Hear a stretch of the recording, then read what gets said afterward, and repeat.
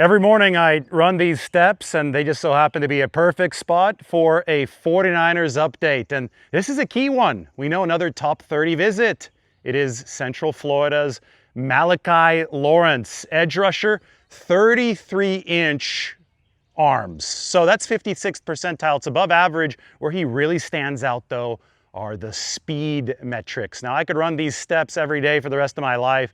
I will not move as quickly as Malachi Lawrence. 4.52 40. He's also got a 10-foot 10-inch broad jump. I mean, let's talk about this for a bit. These kinds of measurements used to exclusively belong to wide receivers, but over the course of the past decade or so, we're seeing edge rushers come in lighter, more explosive, and both of the edge rushers that the 49ers are planning to host here amongst their top 30 visits, Romelo Height out of Texas Tech and Malachi Lawrence, are plus athletes. You can see the comparisons illustrated here in relative athletic score. Same general structure, a lot of green in the speed and the explosion categories, some yellow and all red for Romelo Height in the size category.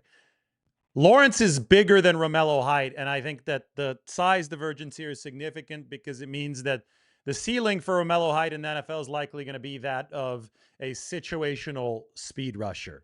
He's 6'2 and a half, 239 pounds, is obviously going to have to put on some bulk just to be a situational rusher. I don't project him to ever be a three-down player. Malachi Lawrence, meanwhile, he's already 250 plus, and I think that there is the potential to add some more muscle to his frame.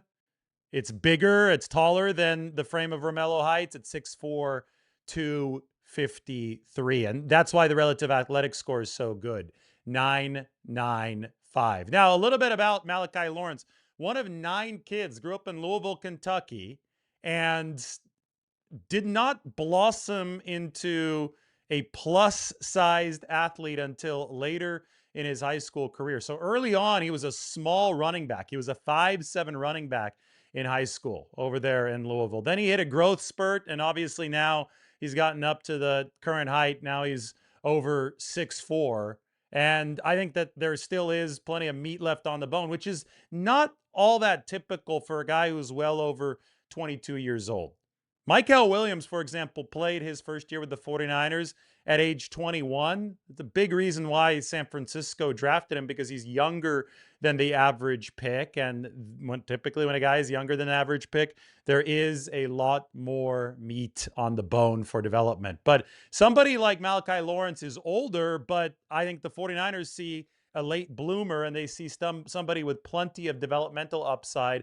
But a huge plus is that he's already delivered at the college level. He has 2 separate seasons with 7.5 sacks and over 10 tackles for loss. He's very, very twitchy, as you saw with the explosiveness stats.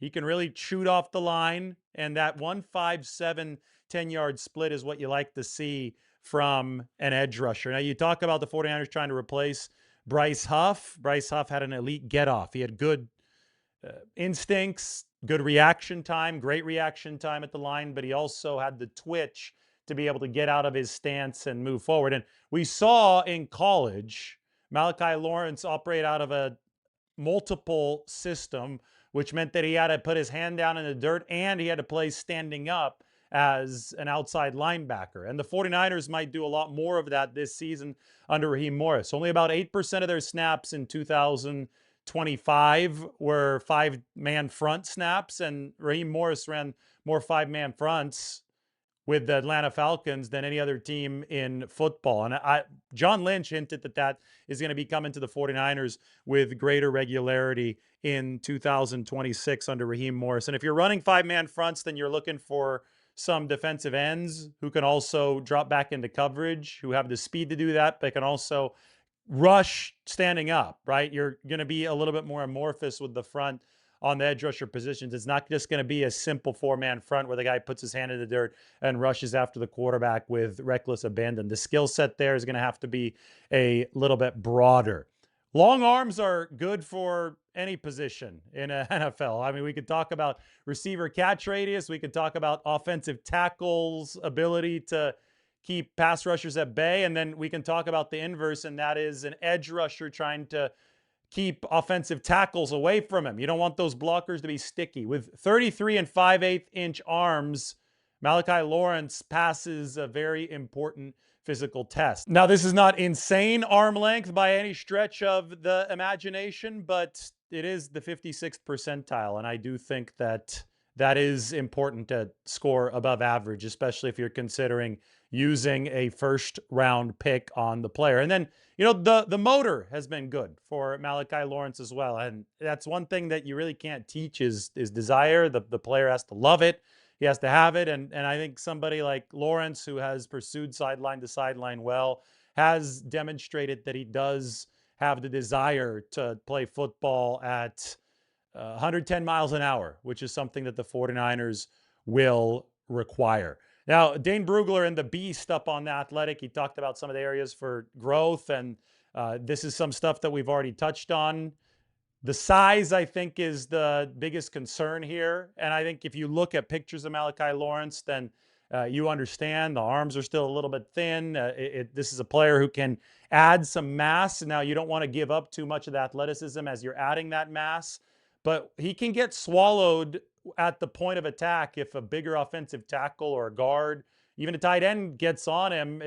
I don't think that Malachi Lawrence is particularly strong, and that means that there is a weakness there to be exploited. I think he's going to have to add some strength to be the most effective NFL edge rusher possible. Then there's the question about the lack of bend. We know that the straight line speed is there. We know that the explosion is there, but it's not only about a track meet, it's about playing football as well. We talked about Uar Bernard out of Nigeria, who's never played football in his life, scored a perfect 10 on the relative athletics score. The big question for him, and the reason that he's probably going to be an undrafted free agent, maybe somebody that goes in the 7th round, but the big question for him is, can he execute the nuances of football at a high enough level to see some success in the NFL? And that's going to be hand positioning. It's going to be the various jostling that goes on around the line of scrimmage. And for an edge rusher, it's going to be bend. It doesn't matter just how straight line fast you are or how explosive you are. Offensive tackles, by and large, are going to be able to get to the right spot against you, and you're going to have to find creative ways to get around them.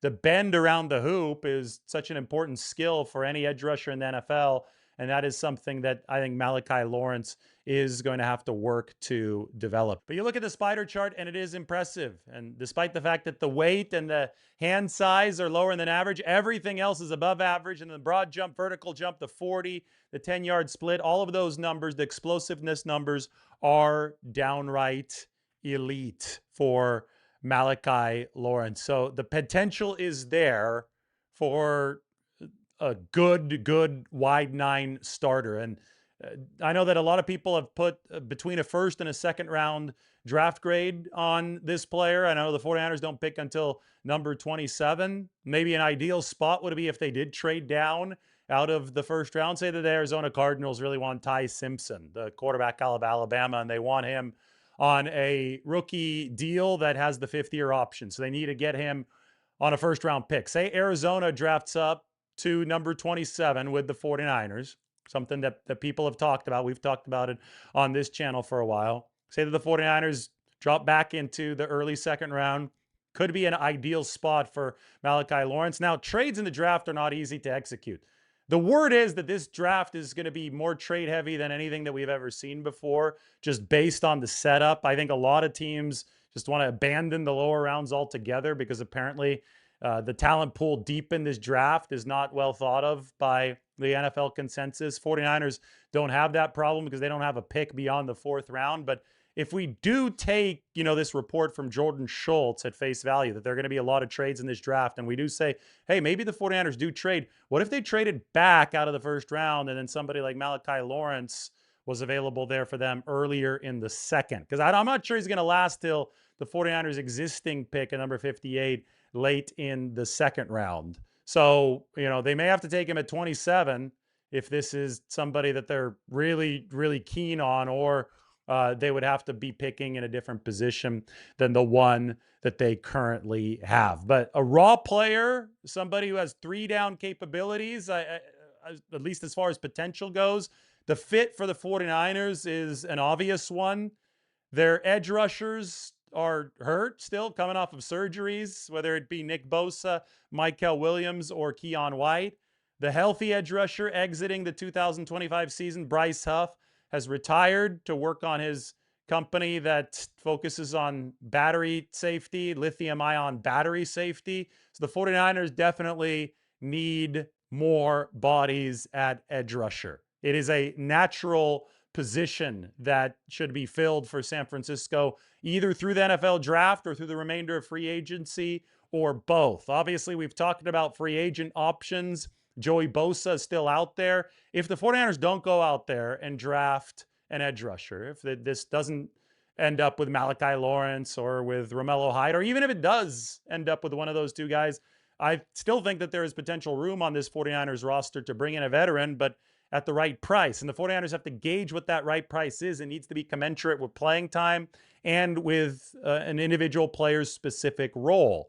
It's hard to gauge what Joey Bosa's role would be for the 49ers right now if we're not sure what they're going to do in the draft. And at pick number 27, even the 49ers can't be sure what they're going to do in the draft because it is an unpredictable event. There's going to be a lot happening before San Francisco comes onto the clock, even if they do trade up. So this is going to be all an interesting set of dominoes. We'll see how things fall, and then we'll see how the 49ers round out the D-line room. But there definitely still is room for San Francisco at edge rusher, which is why the Bosa talks will persist, which is why people won't be quiet about Myles Garrett. Now, it's extremely unlikely, especially since the Browns did not see their proposal at the NFL owners meetings pass. They cannot get picks in trade compensation up to 5 years in the future. It still stands at only up to 3 years in the future. And I think that the Browns, probably their interest in dealing Garrett might have been contingent on them getting a record haul in return. And if the rule didn't change in the owners' meetings, that's going to be extremely hard to do. Obviously, we started this offseason talking about Max Crosby, but he's now likely to stay put with the Raiders, at least to begin the season. Now, weird, crazy stuff can happen in this NFL once the season begins and teams start performing worse than they thought they'd perform. And the Raiders are typically a team that performs worse than they think that they would perform. So say that the Raiders start out 1-5, despite all this offseason investment, all of a sudden Max Crosby, ahead of the trade deadline, I think becomes a legitimately possible target again. He obviously was legitimately possible target this offseason, was traded to the Ravens by agreement, but the trade was never ratified. And, you know, we can talk forever about what might have happened there. But the bottom line is that Crosby is back with the Raiders. That's a very important position. That's why the 49ers are looking at Malachi Lawrence. That's why they're looking at least 2 edge rushers. Now, the 30 visits, we only know 5 of them so far. Malachi Lawrence, Romelo Height, 2 defensive ends with obviously those similar profiles. The other 3 visits that have been documented for the 49ers, and you're allowed to host up to 30 players at your facility, have gone to wide receivers. Casey Concepcion out of Texas A&M, the alma mater of both Mike Evans and Christian Kirk. Omar Cooper from the defending national champions, the Indiana Hoosiers, a yak guy, a bigger body, a yak guy, also on the 49ers 30 visit list. And then Denzel Boston, you want to talk about a big dude, somebody makes a lot of contested catches, maybe cut out of the same cloth as Mike Evans. He is on the top 30 visit list. So we know 5 out of 30. I know that's still a very small percentage, but 3 out of those 5 have been wide receivers. 2 out of those 5 have been edge rushers.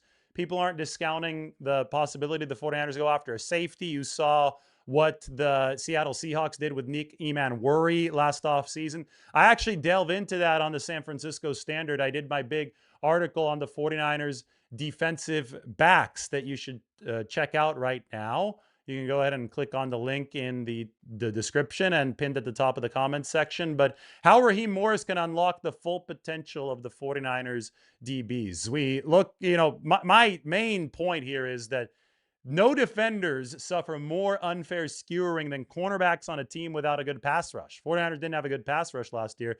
They finished with a league low 20 sacks. And a lot of people are talking about, well, they need to make these additions at corner, this and that.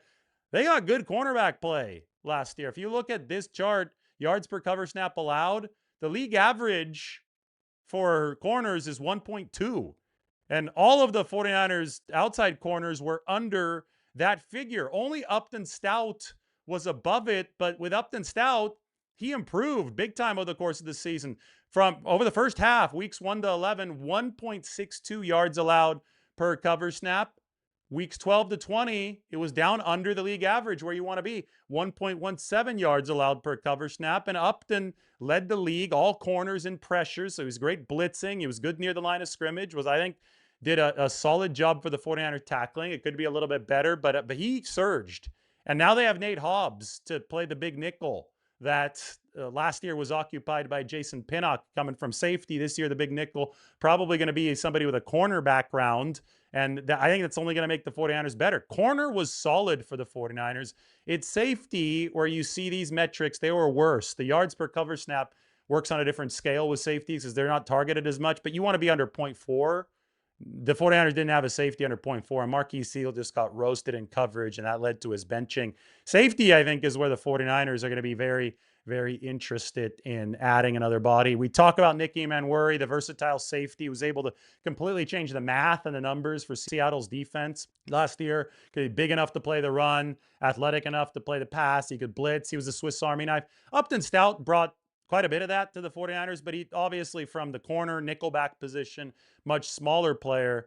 The 49ers do take a bigger swing at safety, and there's some good ones. This is a good safety draft class than it would be to spruce up a position that just did not cover well enough and didn't tackle well enough. The best tackler, the only tackler with a missed tackle rate under 10% was Marquise Siegel, but he couldn't cover last year. So we will see how that evolves under Raheem Morris, but go ahead and check out that article up on the San Francisco Standard. And you can read more on Malachi Lawrence.